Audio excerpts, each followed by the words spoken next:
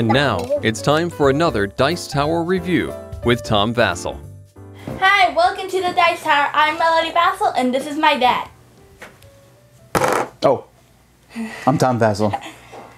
We're going to be talking about the nature of the beast. Prairie versus Polar. Now, if you remember, I've reviewed Nature of the Beast a long time ago. I want to say 4 or 5 years ago. And they were much smaller little card games. This one was up on Kickstarter, and so it has a nice box, and it actually has some stuff for those older ones. Nature of the Beast is a game in which each person takes a group of animals who are fighting for domination of the world, I suppose.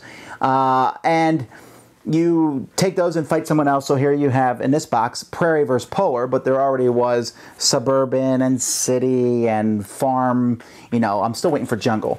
But anyhow, let's take a look at the game.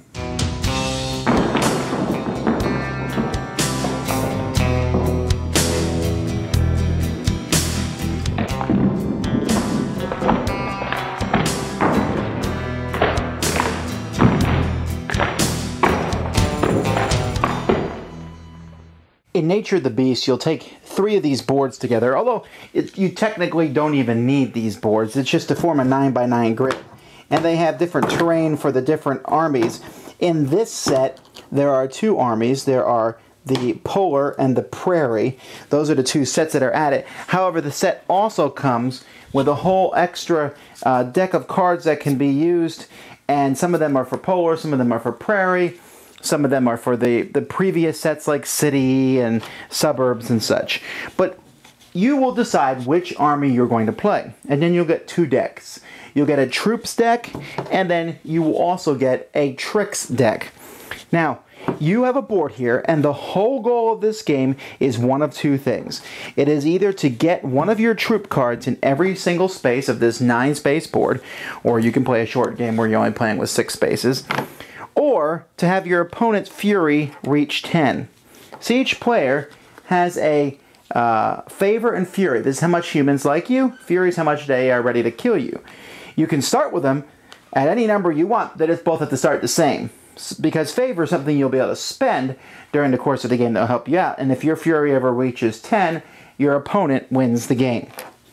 Now, at the beginning of each of your turns, you can turn over any troop cards here that you want. You have a back row here, your pen, of these cards. And so you're able to turn those cards over. And if for each card you don't turn over, let's say they're already turned over, then you can draw extra cards from your trick deck. You'll start with some trick cards, but that's another way to get more. Players then have actions that they're able to take on their turn. Now you have several actions that you can take. For example, you can draw more tricks cards, you can play different tricks cards, but one of the biggest things you're trying to do is you're trying to get these creatures onto the board.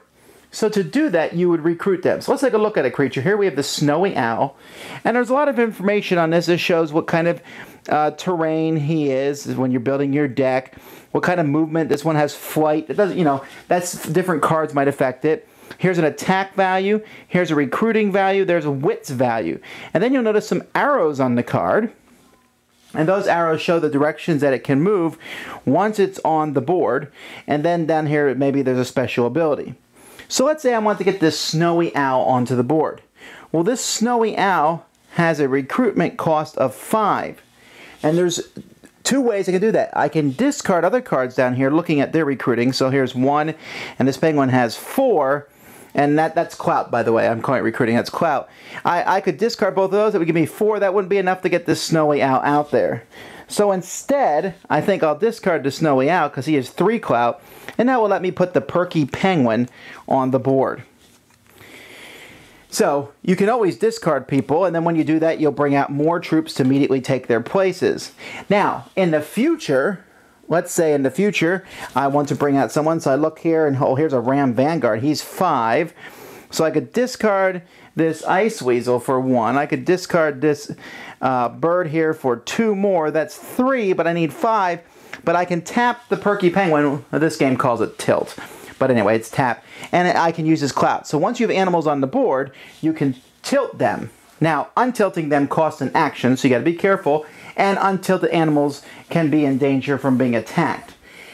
And so that's how you recruit. Okay, simple enough.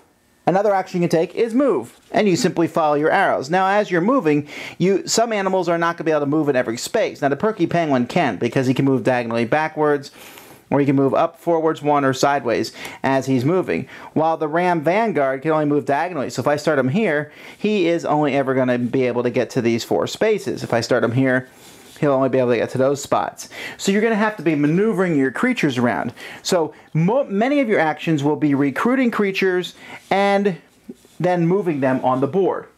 Now, a creature can attack another creature. That simply says you could pick one of your creatures and you attack any one creature on your opponent's board.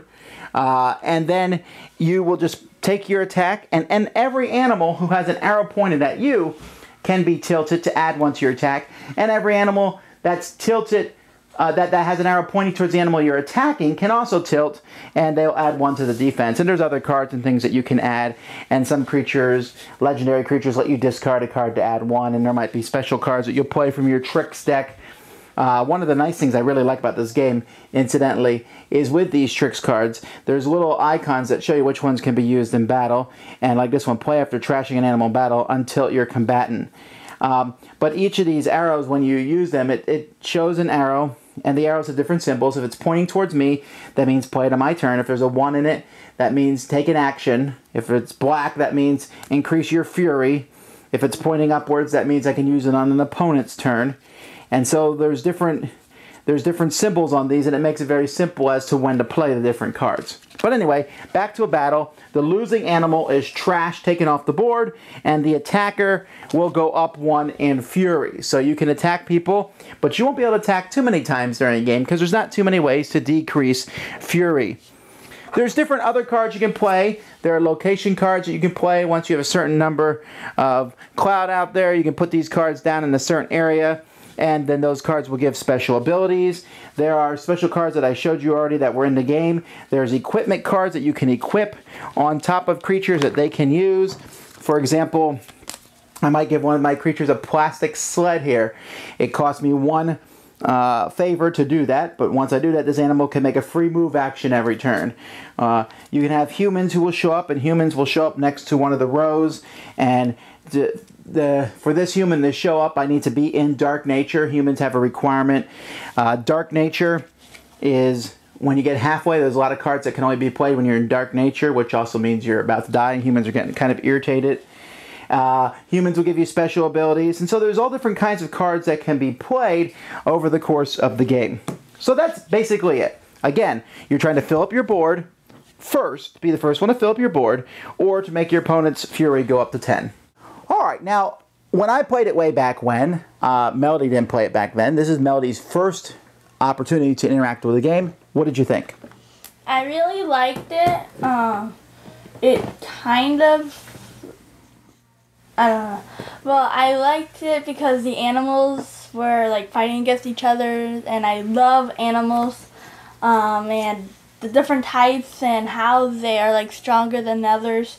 It was cool how you had to work together with all the animals and make sure like they can back each other up and try to fill out your board, but also pay attention to the others. It was just a lot of fun to play against my dad. Yeah, one of the things that you need to realize about this game is because there's so many games nowadays where you have cards, you're out there and you're fighting other people, this game has fighting in it, but fighting is not the main focus. Fighting is something you do occasionally. Your main focus is getting those cards into that grid as quickly as you possibly can, and using those trick cards as best as you can to make that happen.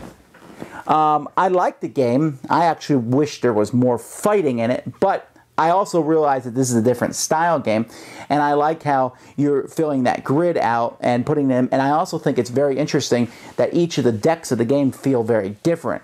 The polar animals are a little bit stronger, but the prairie animals are very maneuverable and a little tricky, and you know, the trick cards. I haven't messed too much with the whole deck building aspect where you can take cards in and out of your deck. This game provides you enough cards to do that with. There's some extra polar animals, and you got to be careful because you'll fall in love with those legendary animals. You're like, ah. Well, they're really hard to get out too. Well, you can get those quicker animals out faster, but if you put out too many quick animals, your opponent might be like, smack you down. That's what I would do to you. So, what are your final thoughts? Do you like it? I really, really like this game. Okay, yeah, I like it too. Do you have any positive things to say about it? While you're thinking, I'll say that I really like the artwork. The drawings are really well done. That was what drew me to the game the first time around, was the fantastic artwork, and it keeps me coming. Yeah, the artwork was really cool. It was like, it almost looked like the animals except more cartoonish, and it was just fun to move around. Yeah, there's no blood and guts here. When a dog kills a rattlesnake, you don't see it. It happens off screen. But so, anything that you didn't like about it? I didn't really care for the Fury and favorite part because it didn't really have much to do with the game. It may have... Well, it can, depending on what happens, yeah, but you could totally ignore... Well, you can't ignore Fury because you have to attack your opponent. I think it actually is a valid strategy. If you want to attack a lot, you could put your Fury and favor at 0 at the beginning, and you don't get a lot of favor cards that you can use, but man, you can attack your opponent 9 times, which would make them cry. Well, maybe. It'd make her cry. Okay, so anyhow, a fun back-and-forth 2-player game. You can play more players. The rules talk about that, you know, where you help each other out, but it's best as a 2-player game. Nature of the Beast, Prairie versus Polar. Notice our colors, Prairie and Polar. Go. I got all the animals on my shirt. Yeah, well, Prairie is better than Polar anyway. Thanks so much for watching the Dice Tower videos. Find more great videos and reviews, as well as our top-rated audio podcast at Dicetower.com. You can also find the latest board game news at Dicetowernews.com. I'm Eric Summerer, and you've been watching The Dice Tower. The Dice Tower is sponsored by Fun Again Games, the world's best game source. Fun Again Games has over 5,000 games available. Check them out at funagain.com. Shut the door!